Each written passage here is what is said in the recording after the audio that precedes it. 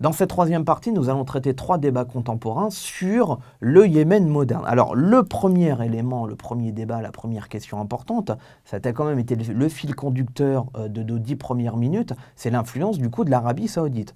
On a vu que l'Arabie Saoudite, en 1926, n'a pas accepté le Yémen dans sa forme moderne. C'est-à-dire que l'Arabie Saoudite considère toujours, et ça c'est hérité de l'époque de l'Empire ottoman, où l'Arabie Saoudite et le Yémen étaient en fait fusionnés en une seule et même entité, que le Yémen devienne véritablement un pays indépendant. L'Arabie Saoudite considère toujours que le Yémen est une espèce d'excroissance territoriale qui lui appartient de facto, avec évidemment les intérêts territoriaux. Donc on a vu que dans les années 30, finalement, une grande partie du territoire avait été imputée au Yémen, ce qui vous donnera le traité de Taïf. On a vu qu'en 1962, la perspective que le Yémen puisse devenir une république socialiste, bassiste et nassériste n'a pas été acceptée par l'Arabie Saoudite. Je vous rappelle que l'Arabie Saoudite est un pays wahhabiste, salafiste et qu'elle se considère comme les lieux saints de l'islam. Donc par nature, elle ne peut pas accepter le principe du bassisme et du nassérisme laïque. Donc là, on a vu que le destin du Yémen a du coup été perturbé. Et on a vu également que le Yémen a été sanctionné par l'Arabie Saoudite pour ne pas avoir été capable de soutenir la coalition contre Saddam Hussein. Donc on peut considérer que finalement, l'Arabie Saoudite, et on va le voir pendant les révolutions arabes, ce qui s'est passé par exemple au Bahreïn en 2011, où le dirigeant Al-Khalifa a été soutenu contre les mouvements démocratiques de la capitale du Bahreïn. On va le voir également dans le cas par exemple de la Syrie, où là, à contrario, l'insurrection de l'armée syrienne de libération va être soutenue par l'Arabie Saoudite contre le régime de Bachar el-Assad. Donc oui, on peut considérer que le Yémen dépend entièrement des préoccupations de l'Arabie Saoudite, de son aide pétrolière, de son aide financière et surtout de l'influence fondamentale qu'a l'Arabie Saoudite vis-à-vis des États-Unis, qui fait que quand les Saoudiens sont contre les Yéménites, forcément les Américains le sont également mécaniquement.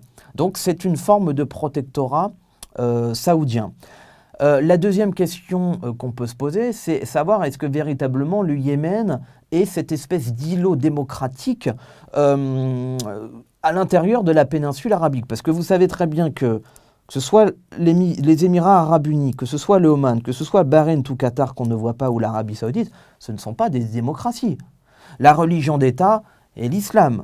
Il n'y a pas de constitution. Il n'y a pas de multipartisme, il n'y a pas véritablement d'état de droit. On voit régulièrement le traitement des musulmans trop modérés ou des minorités chrétiennes. On voit également le code du droit sur la femme. Alors que le Yémen, d'ailleurs depuis les années 30, peut être considéré comme une véritable, enfin pas comme une véritable démocratie, mais comme un pays qui pose les jalons de la démocratie dans cette période-là. Alors ça, c'est lié à 2 choses.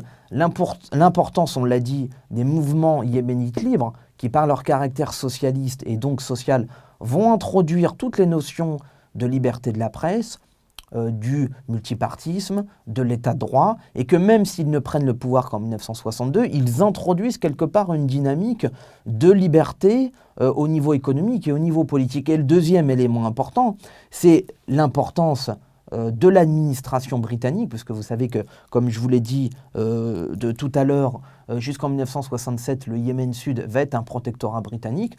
Par la création de cette administration, par la création de centres de réflexion, par la volonté de gérer à l'image du modèle anglais des dominiums le Yémen comme il se doit, ça va aussi introduire une tradition démocratique qui finalement va être synthétisée par Abd Saleh, qui va prendre le pouvoir en 1978, en 1990. Je vous rappelle que le Yémen a également une constitution, le multipartisme est autorisé, il y a un code de la femme qui est relativement libéral, et il y a même un conseil consultatif élu au suffrage indirect qui conseille directement le président et le chef de l'exécutif au Yémen. Donc un semblant de démocratie qui pourrait peut-être servir d'îlot pour le déclenchement de futures révolutions en Arabie Saoudite, comme l'ont été les révolutions arabes en 2011.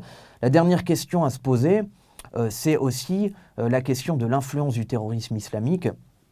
Alors là, l'événement important, c'est l'attentat qui avait eu lieu en 2000 à proximité d'Aden contre le porte-avions l'USS Cole, qui a révélé la présence d'Al-Qaïda à l'intérieur de ce Yémen. En 2009, la création d'AQPA, Al-Qaïda dans la péninsule islamique, est à la fois une fusion des cellules d'Al-Qaïda qui se situent en Arabie Saoudite et de celles qui étaient présentes au Yémen depuis la fin des années 90.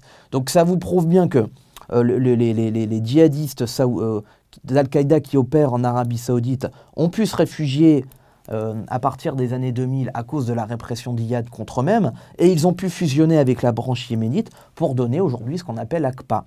Donc on estime que l'émergence d'Al-Qaïda par les attentats de 93 à New York, par ceux de 98 au Kenya, en Tanzanie, et par ceux de l'USS Cole ont en grande partie été préparés au niveau de cette zone-là. Donc aujourd'hui, le Yémen est un foyer d'insurrection, là vous voyez les zones hachurées en rouge d'Al-Qaïda, puis un peu plus au niveau de l'Est, également la présence de cellules alliées à Daesh.